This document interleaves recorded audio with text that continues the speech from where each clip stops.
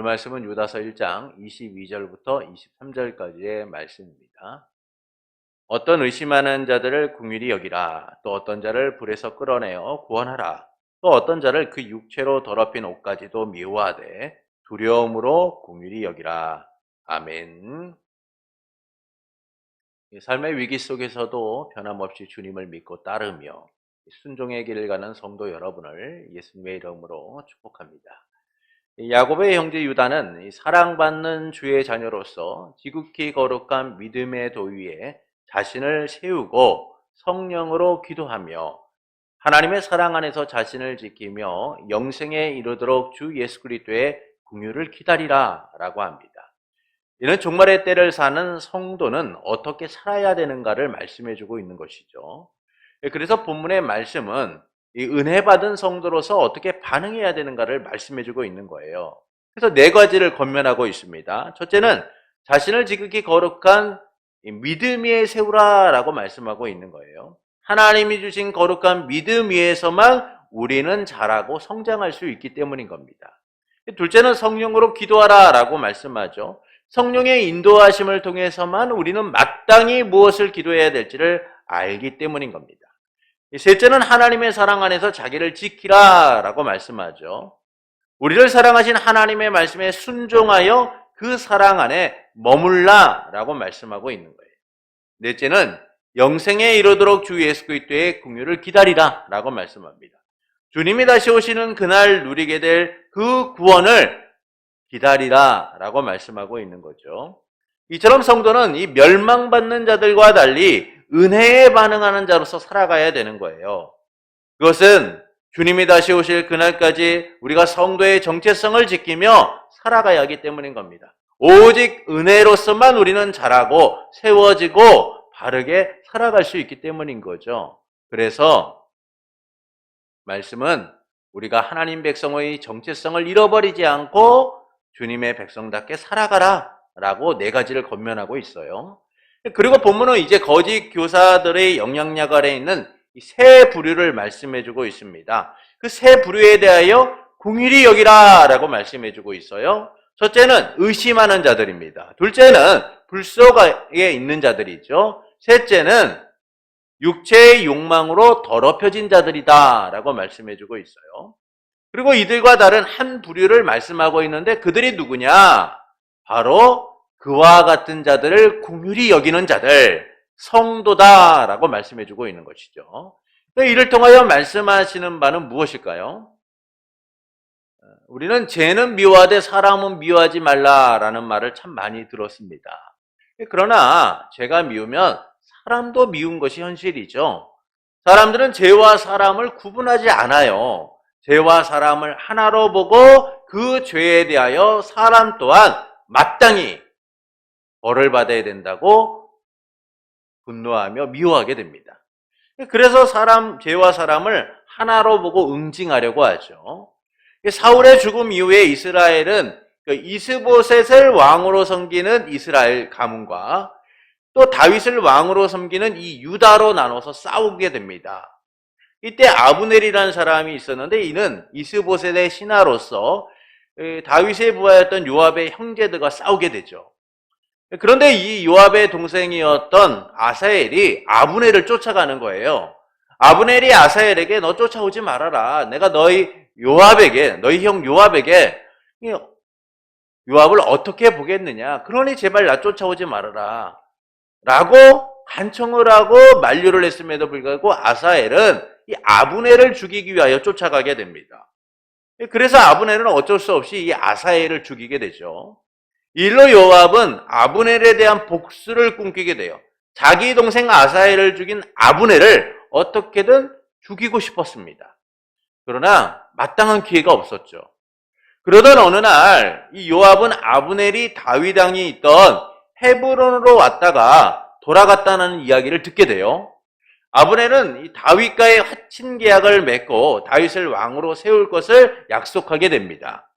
그가 섬겼던 이스보셋이 자기를 홀대하자 이 아브넬은 다윗과 화친 계약을 맺고 다윗을 왕으로 섬기겠다라고 약속을 하고 돌아가게 되죠.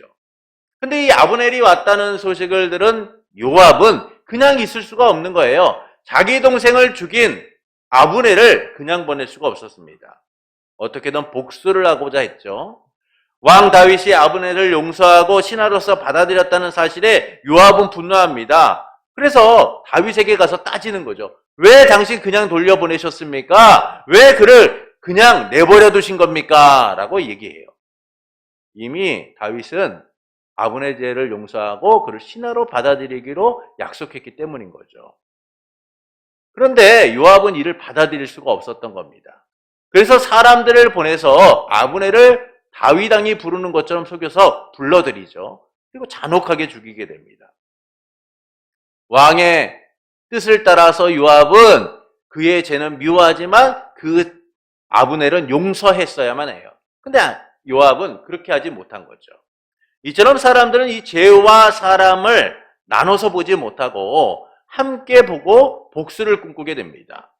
죄는 미워하되 사람은 미워하지 말라고 하지만 이를 받아들이는 일은 사실 너무나 힘든 일이기 때문이죠. 그래서 우리는 그것을 분리해서 보지 못하고 하나로 보고 응징하려고 해요. 그런데 본문은 의심하는 자들, 불 속에 들어간 사람들, 그 육체의 더럽힘으로 인하여, 육체의 욕망으로 인하여 더럽힘을 당한 자들을 긍휼히 여기라 라고 말씀해주고 있는 겁니다. 쉽게 얘기하면 그들의 죄는 미워하되 그 영혼은 불쌍히 여기라 라고 말씀하고 있는 거죠. 죄는 미워하지만 그들은 불쌍히 여기라 라고 말씀해주고 있는 거예요. 죄와 사람을 분리시키는 일이 참으로 어려운 일인데 말씀은, 주님은 그 죄와 사람을 분리시켜서 그 영혼을 불쌍히 여겨라, 긍휼히 여기라 라고 말씀하고 있는 것이죠. 이를 통하여 말씀하시는 바는 무엇일까요? 자신을 지키는 일뿐만이 아니라 이웃을 지키는 자가 되라 라고 하시는 거예요. 자기를 지킬 뿐만 아니라 이웃을 지키는 자가 되라 라고 하고 계신 겁니다. 성도는 하나님과의 관계뿐만 아니라 이웃과의 관계를 바로 세우는 자들이 되어야 하는 거예요. 그래서 성도는 이웃을 사랑하고 세우는 일에 힘써야 됩니다. 특히 주 안에서 함께하는 이들이라면 우리는 그 영혼에 대한 각별한 관심을 가져야 되는 거예요. 이는 우리의 삶이 하나님과의 관계로만 끝나는 것이 아니라 그 하나님과의 관계를 통해서 이웃과의 관계로 나아가야 하기 때문인 거죠. 성도의 삶은요, 흘러가는 물과 같아요. 작은 물이 흘러서 시내를 이루고 그 시내가 하천을 이루고 하천이 강을 이루듯이 성도의 삶은요, 흘러가는 삶이 되어야 돼요. 흘러가는 물과 같아야 됩니다. 하나님과의 관계를 통하여서 그 관계성들이 이웃을 향하여 흘러가야만 하는 거예요. 하나님과의 관계의 만족함을 통하여 이웃과의 관계의 만족을 이루기 위하여 힘써야 한다라는 겁니다. 그것이 바로 하나님이 우리에게 요구하시는 삶의 모습인 거죠. 예수님께서는요, 율법의 두 강령에 대하여 말씀합니다. 우리가 무엇을 지켜야 하는가? 우리가 어떤 가르침을 가지고 살아가야 하는가? 두 가지를 말씀하세요. 첫째는 이것이니 이스라엘아 들으라. 주 곧 우리 하나님은 유일하신 주시라. 내 마음을 다하고 목숨을 다하고 뜻을 다하고 힘을 다하여 주 너의 하나님을 사랑하라. 둘째는 이것이니 내 이웃을 내 자신과 같이 사랑하라 하신 것이니 이보다 큰 계명이 없느니라. 예수님께서는요, 하나님 사랑과 이웃 사랑을 해야 된다라고 말씀해주고 있어요. 내 마음과 뜻과 목숨을 다하여 온 힘을 다하여 하나님을 사랑하고 누구와 같이 이웃을 사랑하라고요? 나 자신과 같이 이웃을 사랑하라 라고 말합니다. 여러분, 우리는 우리를 얼마나 극진히 사랑합니까? 여러분, 작은 상처에도 우리는 그것을 아파하고 민감하게 반응하죠. 우리의 삶에 찾아오는 아픔을 영원히 잊지 못하고 그것을 붙들고 살아가는 것이 우리예요. 그래서 우리는 끊임없이 자기를 사랑하고 자기를 지키고자 얼마나 많은 노력들을 합니까? 하나님이 우리에게 요구하시는 삶이 무엇이냐? 나 자신과 같이 이웃을 사랑하라 라는 거예요. 그것은 우리가 하나님의 사랑을 통하여 살아가고 있기 때문인 거예요. 그 하나님의 사랑이 우리를 통하여 어디로 흐르도록 하시는 거예요? 이웃을에게 흘러가도록 요구하고 계신 거죠. 이 점에서 성도는 하나님과 이웃에 대한 사랑으로 나아가야 하는 거예요. 그런데 본문은 단순한 이웃을 말해주고 있지 않아요. 이들은 누굽니까? 하나님과의 관계를 막고 질서를 어지럽히는 자들이다라는 거예요. 교회를 분쟁하게 하고 교회를 혼란시키고 교회의 질서를 파괴하는 자들이다라는 것이죠. 그러니까 이들에 대하여 본문은 세 부류를 얘기해주고 있어요. 첫째는 의심하는 자들이다라는 겁니다. 본문 22절을 보십시오. 어떤 의심하는 자들을 긍휼히 여기라라고 말씀해요. 어떤 의심하는 자들을 긍휼히 여기라는 거예요. 여기서 의심하는 자들은 이 조롱하는 자들, 곧 가만히 몰래 들어와서 미혹을 주장하는 자들이에요. 그러니까 이단들을 얘기하는 거죠. 거짓 교사들을 얘기하는 거예요. 의심하는 자들은 이 조롱하고 가만히 몰래 들어와서 거짓을 주장하는 자들을 따라가는 사람들을 이야기하는 겁니다. 그러니까 쉽게 말씀드리면 교회의 전통적인 신앙을 부정하는 사람들을, 의심하고 있는 사람들을 이야기하는 것이죠. 몰래 들어와 성도를 유혹하는 이 그들의 말에 동조하여서 의심하지만 적극적으로 행동하지는 않는 사람들인 거예요. 여러분, 잔잔한 호수에 돌을 던지면 어떻습니까? 파장이 일어나잖아요. 지금 몰래 들어와서 거짓을 이야기하는 사람들, 이 멸망받는 자들이 그들의 마음에 돌을 던져버린 거예요. 그래서 그들 안에 파장이 일어나기 시작합니다. 굳게 세워졌던 이 믿음에 대한 것들이 흔들리기 시작하고 하나님의 구원에 대한 것들이 흔들리기 시작하고 하나님 안에서 우리가 어떻게 살아가야 되는가에 대한 삶들이 흔들리기 시작하는 거예요. 정말 내가 이렇게 살아도 되나? 내가 이렇게 살 필요가 있을까? 정말 내가 믿고 있는 것이 바른 것인가? 여러 가지 의심들이 들어가기 시작하는 겁니다. 그래서 교회 안에 정통적 신앙을 부정하게 되고 이것들을 온전히 받아들이지 못하게 되는 거죠. 하지만 이들은 어떤 사람들이에요? 소극적인 태도를 갖고 있는 사람들인 거예요. 마음의 의심은 하지만 행동하지 않는 겁니다. 이거 교회 문제가 있는데? 목사의 설교가 문제가 있는데? 이거 정말 뭔가 잘못된 것 같은데? 이런 의심들은 하지만 적극적으로 행동하지 않는 사람들인 거예요. 이들에 대하여 주님이 뭐라고 말씀합니까? 긍휼히 여기라는 거예요. 미혹당한 그들을 불쌍히 여기라 라고 말씀하고 있는 겁니다. 왜냐하면 그들이 연약한 사람들이기 때문인 거예요. 사도 바울은 로마서 14장 1절에서 이렇게 말씀합니다. 믿음이 연약한 자를 너희가 봤되 그 의견을 비판하지 말라. 로마서 14장 1절에서 믿음이 연약한 자들 너희가 봤되 그 의견을 비판하지 말라라고 얘기해요. 여기서 의견을 비판하지 말라는 것은 그 의심하는 것을 비판하지 말라는 거예요. 믿음이 연약한 자들은 뭘 합니까? 의심한다는 거예요. 의심한다는 거죠. 아니 왜 저걸 몰라? 하나님의 말씀을 읽어보지 않았어? 교회를 얼마나 다녔는데 저들은 믿지 못하고 의심하고 있는 거야? 우리가 그렇게 의심하지 말라는 거예요. 그들의 연약함을 인정하고 긍휼히 불쌍히 여기라는 겁니다. 의심하며 소극적인 태도를 보이는 그들을 연약한 자로 인정하고 그들을 위해 기도하고 그들을 불쌍히 여기고 사랑을 베풀 수 있어야 된다라고 말씀하는 거죠. 그들도 주 안에서 사랑의 대상이기 때문인 거예요.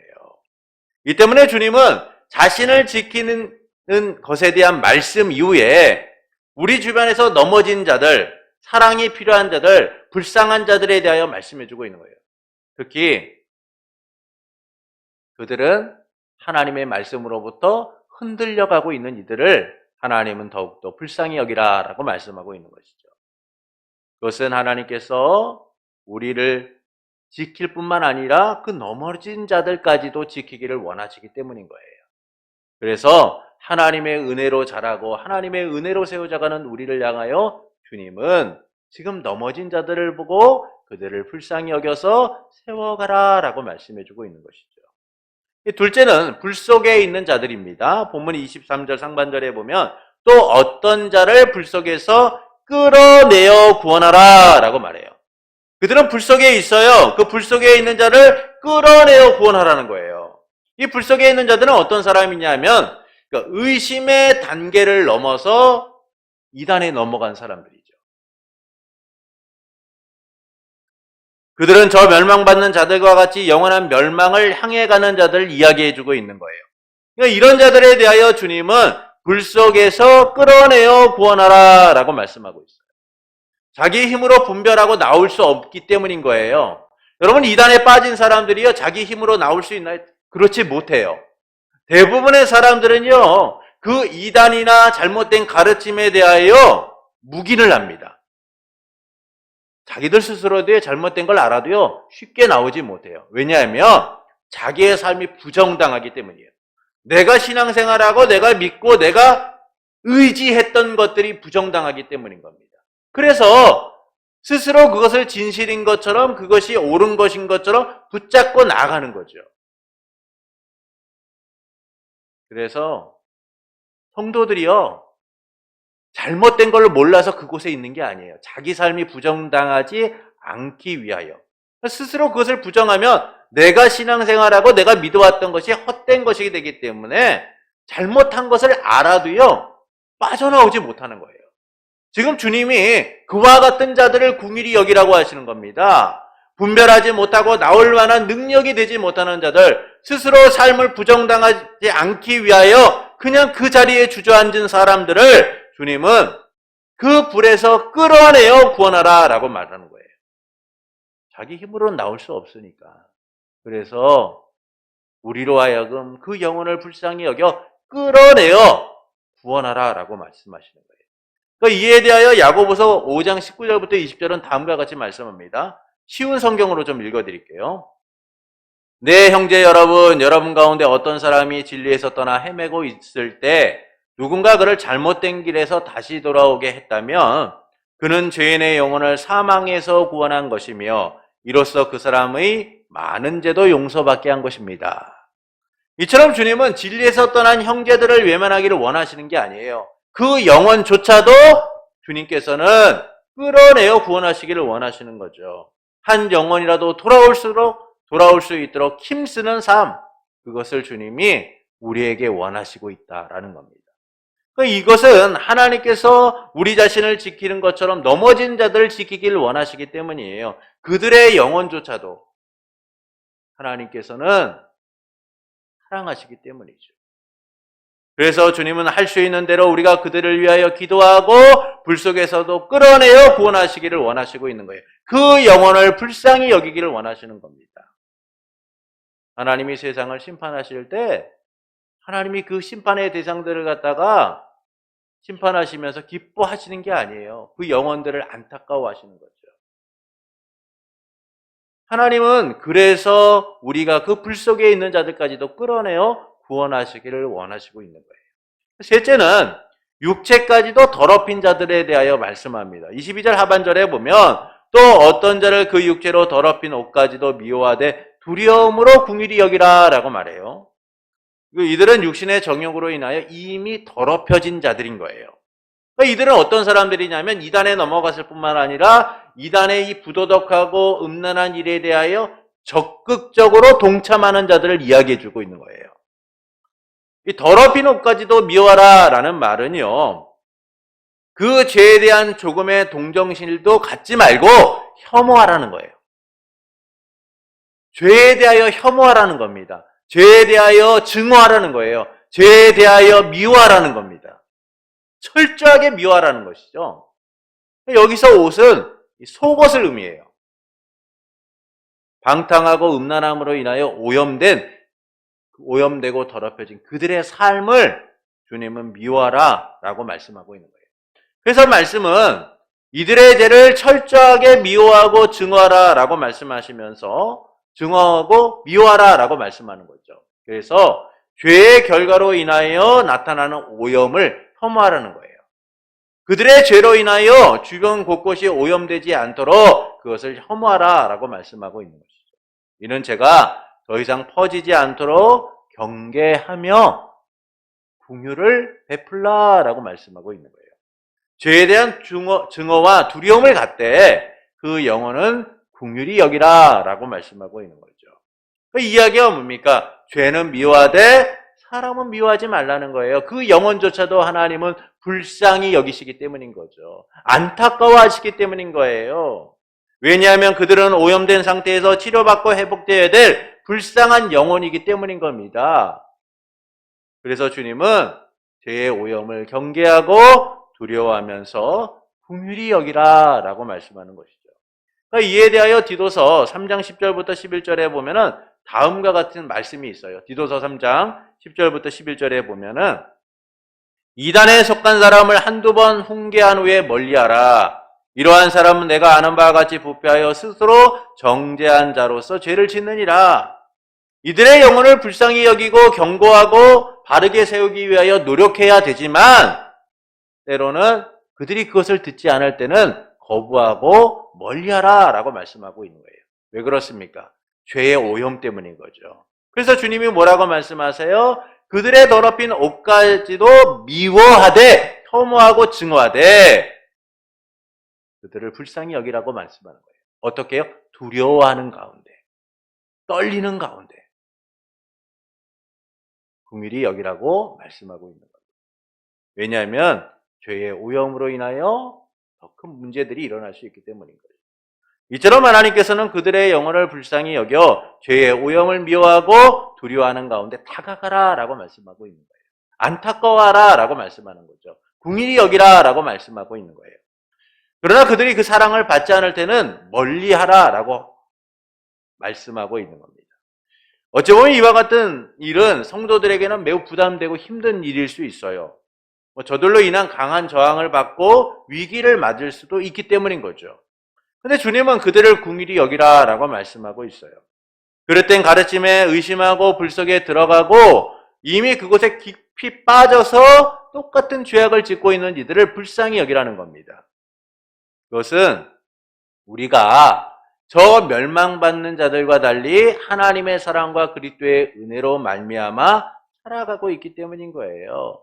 우리 또한 멸망받을 자이고 우리 또한 죽을 수밖에 없는 자였는데 하나님의 은혜로 말미암아 구원받아 살아가고 있기 때문인 겁니다.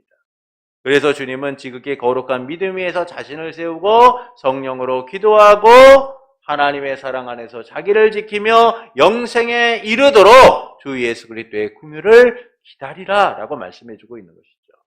오직 은혜로 구원받아 하나님 안에서 세워지고 지켜지는 인생이기 때문에 우리 또한 지금 넘어진 자들을 외면하지 말고 긍휼히 불쌍히 여기는 자들이 되어야 된다라고 말씀해주고 있는 거예요. 그래서 주님은 우리가 은혜에 대한 반응으로서 자신을 지키듯이 우리의 이웃, 우리가 스스로 포기하고 있는 자들을 지켜나가야 된다라고 말씀하고 있는 거예요. 그들을 향한 주의 사랑을 실천하라라고 말씀하고 있어요. 그것은 우리가 죄인 되었을 때 우리를 먼저 주님이 사랑하셨기 때문인 거예요. 그래서 하나님께서는 죄는 미워하되 사람은 미워하지 말고 하나님께 받은 사랑으로서 그 사랑을 흘려보내라 라고 말씀해주고 있어요. 자신을 지키듯이 이웃을 지키고 넘어진 자들을 함께 지키기 위하여 힘써야 된다라는 겁니다. 왜냐하면 우리가 하나님의 사랑을 받은 자이기 때문이에요. 그래서 그 사랑이 우리에게만 끝나는 것이 아니라 누구에게 흘러가기를 원하시는 거예요? 우리의 이웃과 넘어진 자들에게 흘러가기를 원하시는 거예요. 이런 주님께서 우리를 위해 자신을 내어놓으셨기 때문이죠. 권능과 영광으로 충만하신 성자 예수님께서 마땅히 죽을 수밖에 없는 우리를 위해 이 땅에 오신 거예요. 누구도 원하지 않는 천하고 낮은 자리에 오신 겁니다. 수치와 모멸을 받을 수밖에 없는 자리, 진노와 저주를 받을 수밖에 없는 이 땅 가운데 오셔서 우리를 위하여 수치와 멸시를 당하시고 고난과 십자가를 지신 거죠. 저주와 비난의 십자가를 지시고 우리를 구원하신 거예요. 우리가 구원받는 자격이 있기 때문에 주님이 우리를 구원하신 겁니까? 그렇지 않아요. 우리가 행하는 어떤 것이 주님의 희생을 요구할 만한 것이기 때문에 주님이 우리를 위하여 이 땅에 오신 것이 아닙니다. 어떤 자격도요, 어떤 것도 내놓을 수 없는 비난받아 마땅하고 저주받아 마땅하고 죽을 수밖에 없는 것이 우리임에도 불구하고 은혜로서, 사랑으로서 주님은 우리를 백성 삼고 자녀 삼고자 십자가에 죽으신 거죠.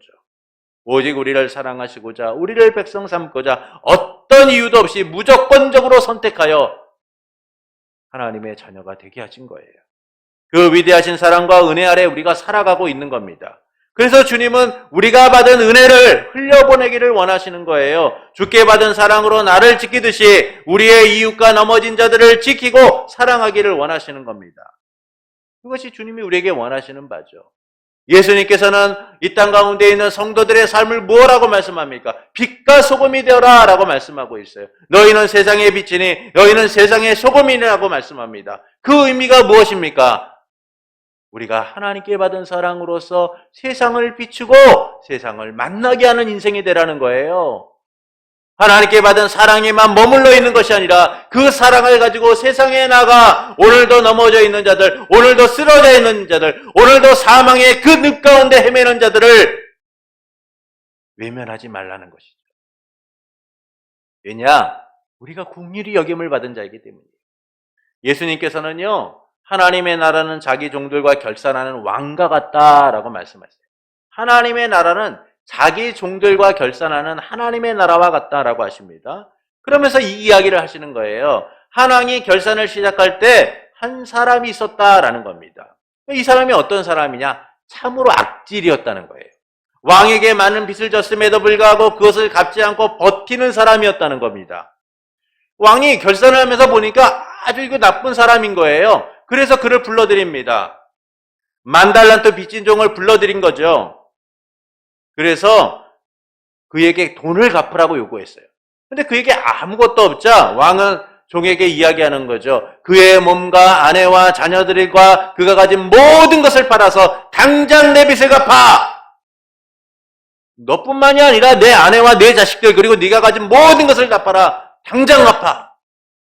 그러자 종이 엎드려 비는 거죠. 왕이시여 제발 참아주시옵소서. 왕이시여 제발 참아주십시오. 그러면 제가 반드시 갚겠나이다. 그 모습을 왕은 불쌍히 여긴 거예요. 그래서 그 빚을 탕감해 줍니다. 그런데 그 종이요, 왕에게 탕감받고 나서 집으로 돌아가서 자기에게 100데나리온 빚진 사람, 그 동료를 불러다가요, 목을 잡고 빚을 갚으라고 하는 거예요. 동료를 윽박지르고 겁박하며 빚을 갚으라고 하는 겁니다. 자기는 말할 수 없는 큰 빚을 왕으로부터 탕감받았음에도 불구하고 그는 자기 동료가 빚진 것을 가만히 두고 보지 못해서 그의 목을 조르면서 얘기하는 거죠. 야 이놈아 내 돈 내라! 협박하는 거예요. 그리고 감옥에 가둬버립니다. 그래서 동료들이요,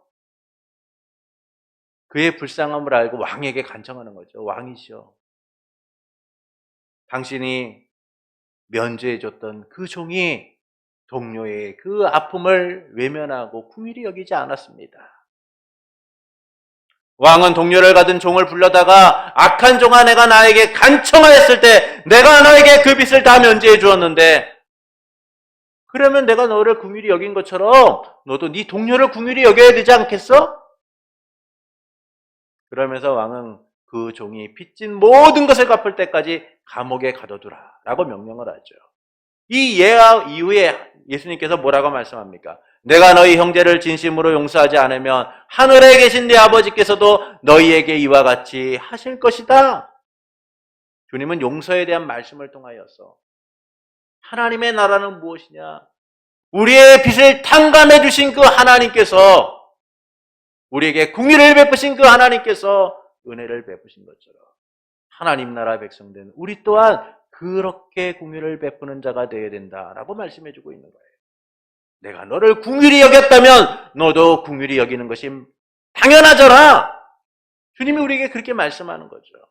미워하고 분노하기보다는 용서하기를 원하시는 거예요. 왜 그렇습니까? 이미 우리는 하나님으로부터 긍휼히 여김을 받은 자이기 때문이에요. 탕감받을 수 없는 자, 저주와 진노와 사망 아래 거할 수밖에 없는 자였음에도 불구하고 주님이 우리를 긍휼히 여겨서 살리셨기 때문인 거죠. 그러므로 우리는요, 나를 지키는 삶에서 머물러 있어서는 안 돼요. 내 믿음을 지키고 내 신앙을 지키고 나만 잘 살고자 하는 것이 아니라 그 은혜가 내 삶을 통하여 내 이웃에게, 내 가족에게, 지금 넘어져 있는 이들에게, 때로는 교회를 핍박하고 교회의 질서를 파괴하는 그들에게까지도 흘러가도록 해야 된다는 거예요. 긍휼히 여기라, 긍휼히 여기라 라고 말씀하시는 그 주님 안에서 우리는 긍휼히 여길 수 있는 자가 되어야 하는 거예요. 이를 통해서 하나님께서는 우리가 어떻게 살아가기를 원하실까요? 긍휼히 여기는 자가 되기를 원하시는 거예요. 이웃을 긍휼히 여기기를 원하시는 겁니다. 이웃을 긍휼히 여긴다는 것은 뭐예요? 나와 좋은 관계를 유지하는 사람들만이 아니라 내 주변의 모든 사람들을 긍휼히 여기라는 거예요. 그것은 우리가 은혜로 먼저 긍휼히 여김을 받았기 때문인 거죠. 하나님의 사랑으로 죄와 사망에서 건져진 자이기 때문인 거예요. 그래서 우리는 그 사랑 안에 반응하며 불쌍히 여기는 자가 되어야 되는 거예요. 말씀에서 보듯이 의심하는 자들, 불 속에 이미 들어가 있는 사람들, 육체까지도 더럽혀진 사람들까지도 불쌍히 여겨야 돼요. 그러나 긍휼히 여기는 일이 어려워요. 그것은 내 기준에서 긍휼히 여길 대상을 정하기 때문이죠. 내 기준에서 그 긍휼히 여길 대상을 정하기 때문에 이 긍휼히 여기는 것이 어려운 거예요. 우리는 누군가를 긍휼히 여겨야 하는 일에 대하여 명확한 기준이 있습니다. 내가 좋은 사람, 내게 피해를 주지 않는 사람, 그런 사람들을 우리는 긍휼히 여길 대상으로 정해요.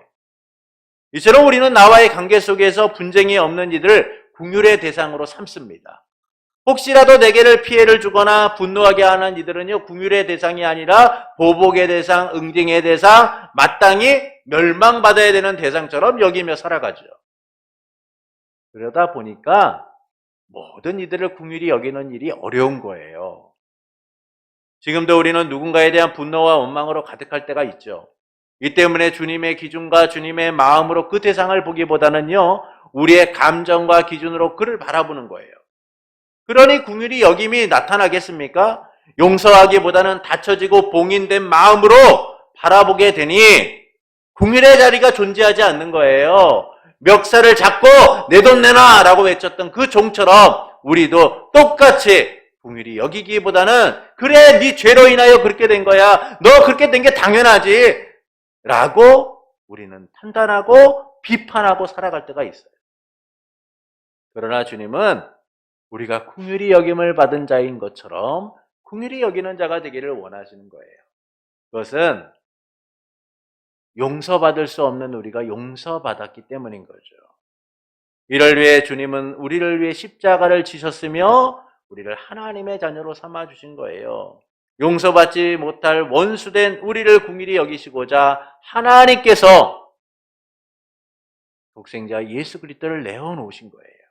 이 은혜 아래 우리는 하나님의 자녀가 되었고 긍휼히 여김을 받은 자가 된 거예요. 그러나 사실 긍휼히 여기는 일은 참으로 어렵습니다. 주님이 긍휼히 여기셔서 우리가 그 은혜를 잊고 살아가지만 사실 이것을 해결하고 살아가는 일들이요 참으로 어려워요. 누군가를 용서하는 일이 쉽습니까? 누군가를 긍휼히 여기는 일이 쉬운가요? 그렇지 않아요. 어렵기 때문에 우리는요 내 기준을 가지고 그들의 대상을 정하고 때로는 머뭇거리기도 하고 때로는 다가가지 못할 때가 많은 거예요. 지난날의 상처와 아픔, 미움 등 그런 것들이요 우리에게 그대로 남아있어요. 여러분 덧난 상처를 보면요 끊임없이 예전에 아팠던 기억들이 떠올라요. 그때 좀 조심했어야 되는데 그때 왜 이 상처가 나서 나를 힘들게 했지라는 그런 기억들이요 항상 남아있어요. 그러다 보니까 사랑하기보다는 미움이 싹트게 되고요 다시 누군가를 사랑하는 일들이 힘들 때가 있어요. 여러분 부부간에도요 등 돌림은 남이잖아요. 예전에 뭐 그러더라고요. 님이라는 글자에 점 하나 찍으면 남이 된다고. 우리의 인생이 그런 거예요. 다시 누군가를 사랑하고자 하는 일들이 얼마나 어렵습니까? 여러분 부부가 등을 돌려서 남이 되었다가 다시 합치는 일이 있나요? 그렇지 않아요. 등 돌려서 헤어지면요 다시 합치는 일이 없어요. 대부분 서로가 증오하고 미워하는 마음을 가지고요 그렇게 살아가죠. 그런 우리가 미움과 분노의 대상조차도 사랑하는 일이 얼마나 어렵겠습니까? 교회를 어지럽히고 성도를 흔드는 이들을 어떻게 긍휼히 여기고 불쌍히 여길 수가 있겠어요? 그들로 인하여 교회가 어렵고 그들로 인하여 우리의 신앙생활이 위기를 맞는데 어떻게 우리가 그들을 긍휼히 여길 수가 있겠어요? 그럼에도 불구하고 이 어려운 일을 주님이 우리에게 요구하시는 거예요. 왜 그렇습니까?